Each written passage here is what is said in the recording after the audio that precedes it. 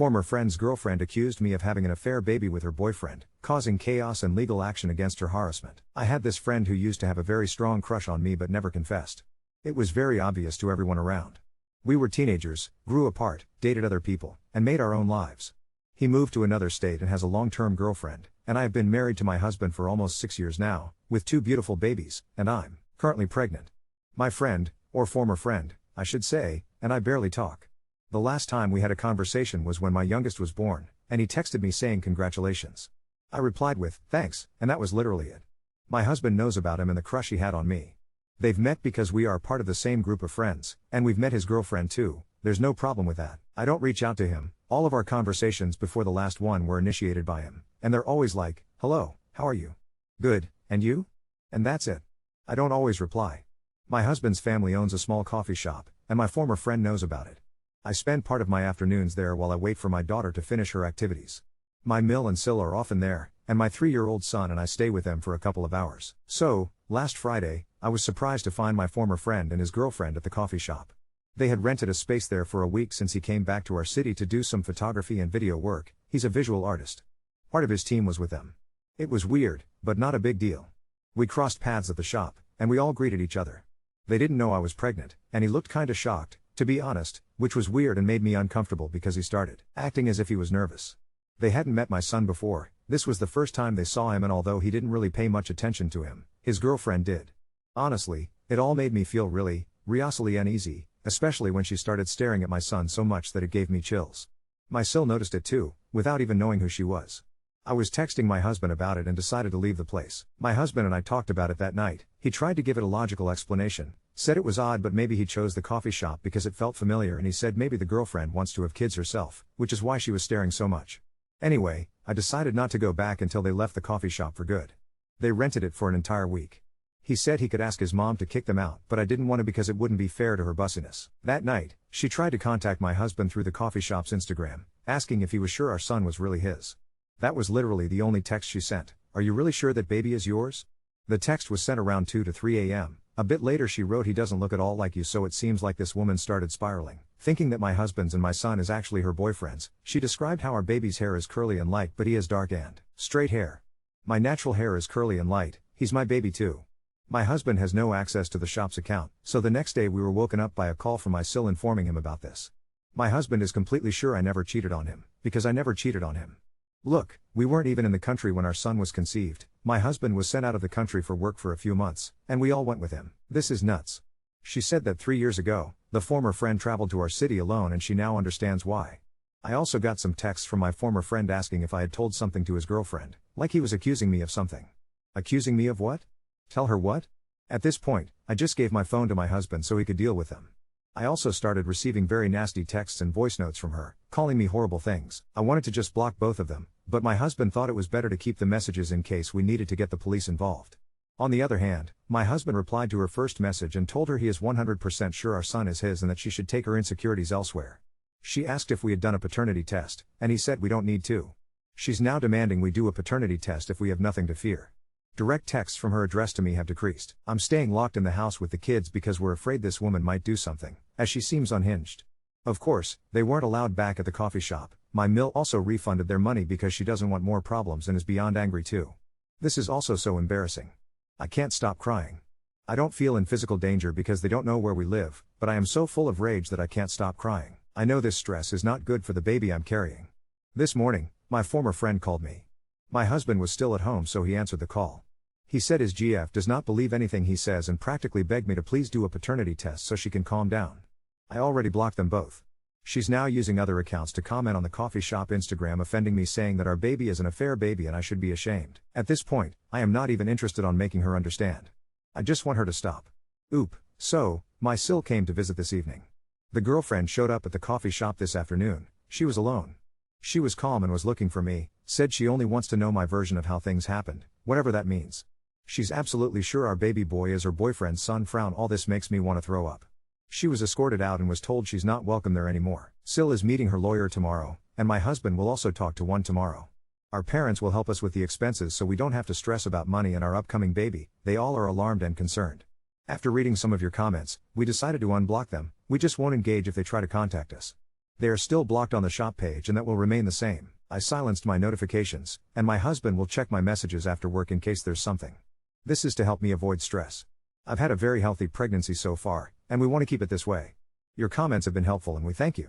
Oop, this is not the first comment suggesting that the ex-friend has lied to his girlfriend. I just don't really get what type of lies could have led her to become this crazy. Or why would he lie? My husband believes she knows about the crush and is jealous, and she just exploded in her insecurities. I can't rationalize it, it's just so messed up. My husband is talking to an attorney tomorrow to see what we can do. They were staying just for 1 week in the city, but that's a lot of time under the circumstances. Update 1. As Sill's lawyer warned us, shit hit the fan pretty quickly. They received 2 cease and desist letters, one under Eel's business and one from us. These were written by Sill's lawyer and delivered the same day, yesterday, as an emergency matter. I knew they were staying with one of our friends. As I mentioned in the comments on my last post, my husband met with a lawyer today. He will take our case and help us out. He also warned my husband that the girlfriend might get even crazier when she finds out we're taking legal action against them, and advised him to be ready for what might be coming. Until this point, my husband was a bit scared she might try to do something to our son or me, but deep down, he didn't believe she was capable of causing us physical harm. Until now. At first, we talked about me and the kids staying locked at home until they go back to their hometown, but then we decided to keep our routines, with slight changes, mostly because our kids don't deserve to suffer the consequences of this woman's actions. Tuesday was alright and very calm. But today, I was driving out of the garage to take our daughter to her dance lesson when the girlfriend crossed my path. I almost ran over her because I didn't see her. She wasn't screaming, but she was like, "Stop, stop, stop, stop." I did scream, sorry for my little ones, but I couldn't help but smile. I froze because what the hell was she doing there? How the hell did she find out where we live? Our toddler was like, yeah, whatever, but our daughter was terrified. The GF moved to my side of the car, and I think she wanted to talk, but I really didn't pay attention and couldn't hear her because Moana was playing in the radio, my daughter was crying, my son was starting to freak out, and I just kept driving in reverse to get the hell out of there. Now I'm thinking about a bunch of things I could have done, but in the moment, it was all chaotic, and I just wanted to run away. I called the police when we were far from the house and went back a few minutes later. I was shaking. Then I called my husband, and I took our daughter to the rest of her classes so she could be distracted. It worked for her. But not for me. Jesus Christ. At least in the studio, we were safe and surrounded by people. I asked our mutual friends if they had given her or him our address, but everyone swears on their lives that they didn't. I believe them? Yesterday, they had a reunion to which my husband and I were invited, but we refused to go because it was meant to catch up with the former friend and his GF. She didn't show up, and our mutual friends told me the atmosphere was weird, to say the least. According to what they said, the former friend asked if I was coming, didn't ask about my husband, and kept discreetly bringing me up throughout the night. He only wanted to talk about this mess, asked if I was mad, and dared to say things could go back to normal if I were to do the test. He then proceeded to insult my husband, saying he was controlling me. Now, listen, friends said maybe they misunderstood, but they think he implied my son could be his. I want to throw up. They shut him down because he was upsetting everyone and told him he was being lame, or so they say. That's what happened. So, the reunion ended earlier than expected. We weren't there, but I am angry. My husband is extremely angry, saying if he sees him he's going to beat the S out of him. I'm extremely worried for our son now. One of my female friends told me the girlfriend texted her, asking if the former friend was actually at the reunion with them and requested proof, to which my friend refused to send anything. I now realize it was around the same time she was messaging us on social media, insulting me and telling my husband how she was sure her BF was banging me. I can't with this level of disrespect. Mind you, I was in my pajamas, lying on the sofa like a couch potato, watching TV with my husband at that moment, so joke's on her. It was hard for my husband not to reply, but we are following the lawyer's instructions. We will proceed to sue her for defamation. It is very easy to prove our son was conceived when we were out of the country, but if needed, we'll do the paternity test, only if requested by the court or if it helps to fix this sooner. We tried for a PO on Tuesday. We will try again to get one tomorrow, and after the girlfriend showed up at our house and we filed the police report, our lawyer says we will get it for sure as an emergency resource. Legally, she can't visit the coffee shop either. We're staying at my Sill's place tonight. None of my friends know we're here, and they don't even know where she lives. The kids are alright, they know something is going on, but they seem to be at peace. Our daughter was back to normal after her dance lessons. She is excited because she gets to have a sleepover with her cousin. Our son was mad because he misses his bed. Yeah, buddy, I'm not buying it. It's the same bed where it's so hard to put him down, lol. He gets to sleep with mom and dad tonight, though I don't think I'll be able to sleep. My husband is out installing a Ring camera at our house, just in case he, or both show up. His dad is helping him, so he's not alone, but I will feel more in peace when he comes back to us. We decided I'm staying here with our son tomorrow. I work from home, so it's not a problem for me. My husband will take and pick up our daughter from school. I'm not scared anymore, but I really am. I'm mostly very angry at both of them, but I am remaining calm for my baby. I'm just focusing on the fact that we are safe at the moment, and that's working to ease my mind. Once my husband gets back to us, I'll be totally at peace. Right now, all I want to do is cry and be with my husband and our kids. Sil, Mill, and my mom keep telling me it's like a stress release, and hormones are making it way worse for me. It's Wednesday. They're supposed to leave on Friday or Saturday, but during this weekend, or that's what we assume. Not having them physically near us will be a great relief. I just want this to end. Update 2. Alright, buckle up, because things have taken an even wilder turn. I honestly didn't think this situation could get more insane, but here we are. First of all, we did get the restraining order. Finally. The girlfriend cannot come near me, my family, or the coffee shop. My lawyer said it should have been a straightforward process, but for some reason, things got delayed, and we only got confirmation late Friday. I felt relieved for about 10 seconds before realizing that just because there's a legal piece of paper, it doesn't mean she's suddenly going to gain common sense and respect it. And oh boy, was I right.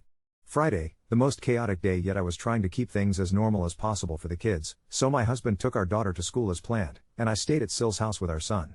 I was getting some work done when my Sil, who was at the coffee shop, called me in a panic. Guess who was there? The ex-friend. Alone. He wasn't causing a scene or anything, but he was just sitting there. Sil said he ordered a coffee and was just staring at the walls, completely zoned out. She asked him to leave since he and his girlfriend were both banned, but he just kept saying, "I just need to talk to her." Sil threatened to call the police, and then he snapped. He started rambling, saying he didn't even know anymore and that his girlfriend had gone missing. Missing? As in, she literally disappeared, left the Airbnb they were staying at, took nothing with her except her phone, and had been completely unreachable since Thursday night. At first, I thought, okay, she's probably just hiding somewhere, scheming some next-level crazy stunt. But then he said she left him a note. A freaking handwritten note. It said something along the lines of, "You've lied to me. I know the truth now. You're not the person I thought you were. You'll never see me again." She didn't take her clothes, her bags, nothing. Just her phone and wallet. I was speechless. Saturday, the revelation, so, naturally, I was still wary.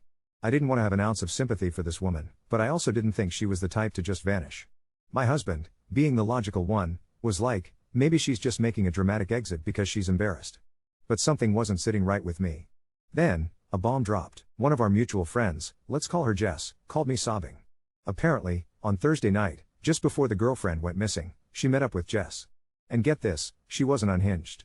She wasn't yelling. She wasn't acting crazy. In fact, she was devastated. Why?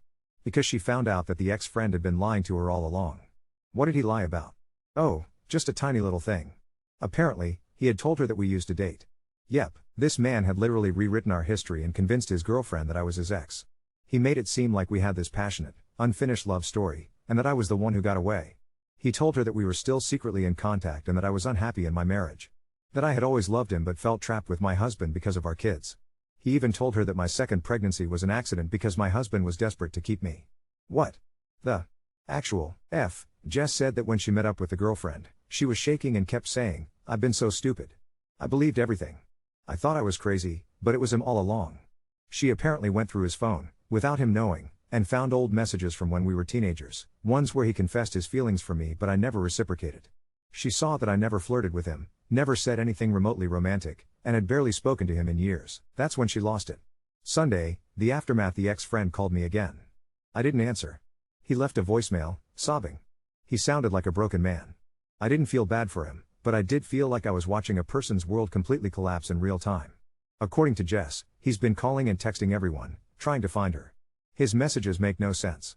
One minute, he's saying she's overreacting and needs to come back so they can fix things. The next, he's accusing everyone of turning her against him. But here's the real kicker, his own family has now turned against him. Apparently, his mom and sister are horrified by everything. They had no idea he had been feeding his girlfriend these lies for years. They believe she might have actually left for good, as in, went back to her home country. Yeah, forgot to mention, she's not from here. No one has heard from her since Thursday, she's not answering texts, and her family hasn't seen her. She might actually be gone.